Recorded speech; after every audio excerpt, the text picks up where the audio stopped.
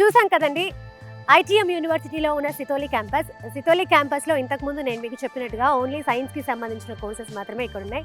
ఇంకొక క్యాంపస్లో ఇంజనీరింగ్కి సంబంధించిన కోర్సెస్ ఉన్నాయి కదా.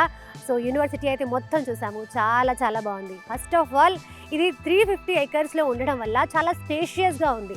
ఆ పిల్లలు చదువుకోవడానికి కానీ, లేకపోతే వాళ్ళకి సంబంధించిన ల్యాబ్స్ కానీ, లైబ్రరీ కానీ, హాస్టల్ కానీ, ఇలాంటివన్నీ చాలా స్పేషియస్గా ఉన్నాయి. మనం బయట యూనివర్సిటీలో చూస్తాము, కొన్ని యూనివర్సిటీల్లో అంత స్పేస్ లేక అండ్ అలాగే కొంచెం ఇరుక్కిరుగ్గా ఉంటాయి.